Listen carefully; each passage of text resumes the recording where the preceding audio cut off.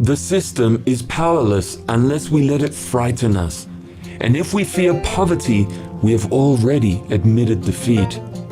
Do you complain about system injustices but still play its games? If so, you've become part of the problem. Fear of poverty is what injustices are made from. Poverty is a bully. Let it push you around and you'll be running from it all your life. But deliberately face it at its worst and it is unlikely to ever scare you again. Multinational corporations are owned by people like you and me who are only trying to make a few dollars on an investment. Perhaps we aren't earning millions of dollars, but by continuing to try to earn more and more, we're playing the same game as the mega rich that keep striving for just a little more. By playing this game, we become part of the monster that crushes opponents, hires and fires at will, and sucks dry the economies of the developing world. Fear of poverty and a desire for more are two halves of the same deception. When we hear people argue that they need money, we know that they are not capable of changing the system, for they preach the very lie that caused all the trouble in the first place. If you think you cannot live without money, money has ceased being a tool and it has become your master. You no longer use it, it uses you. It would be nice if everyone shared with each other, that there be enough for everyone, and it would be comfortable and convenient if we could be guaranteed an income before risking leaving everything we have in obedience to Jesus to work full-time for God. But the bottom line is not that living by faith, as Jesus teaches, will guarantee you economic success. The issue is that it is the will of God, and we have to fulfill His will. Living by faith is just that, taking a risk in doing what Jesus teaches, trusting that God will look after us. To do that, we need to count the cost. To really stand poverty on its ear, we must consider it at its worst, and that is starvation. Think of it this way: we're going to die one day anyway. Why not face it now on our own terms? People can find excitement in fast driving, mountain climbing, taking drugs, and other things that are more dangerous than refusing to work for money.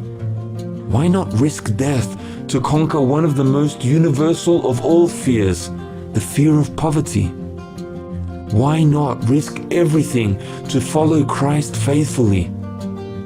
Estimate how many days it'll take to starve to death, and then start doing as much as you can for love of others and in obedience to Christ before it happens. You'll be surprised how much you can accomplish, and you may also be surprised at how long it takes to die. Check out this cartoon for an idea about how it will work. Give me that stick. No, it's mine. Hey guys, why are you fighting for that worthless stick? It isn't worthless. We use it to make money. The one who has the biggest stick can hit the others if they refuse to work for him. Let's go, lazy bones. And why would anyone agree to work under such conditions? Because we all get sticks for working. And some of us are banding together to make one big stick between us. That way we can use it to force the others to work for us. But this is ridiculous. Why not just work for yourselves? We can't. The bosses own most of the land and tools. But that's not true. God owns all the world and everything that is in it. They've just stolen it from Him and told you that they own it. But you can still use your own bodies, your own time, and your own minds to make new tools and to share your skills and resources with others. But we'll starve. The fear of death is what gives the bosses their power. How long do you think you can survive without eating? Maybe a month or two? Okay, would you rather have 1 month of freedom or a lifetime of slavery? I don't know. That's a difficult decision. I know. Anything that isn't worth dying for isn't worth living for. I vote for freedom. Me too. Yeah! If we only have a month left, we'd better get to work quickly. Let's start by pooling our resources. I've got a small block of land. I have a few tools and a cow. I know how to build. I'm a school teacher. 6 months later. Look, none of us are starved. We're eating better than ever. Yes, and we're happy and healthier with more time for our families. But soon we'll be fighting with each other if we stop here. We must put all our extra resources into helping others to see the same simple truth. That will help keep us united too.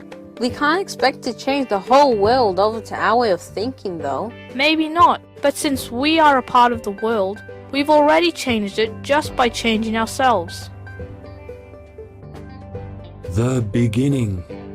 If you'd like to be put in touch with disciples who are putting into practice these teachings and living in community, please write to me at the address on screen and tell me a little bit about yourself, where you're from, and what your own commitment is to the teachings of Jesus.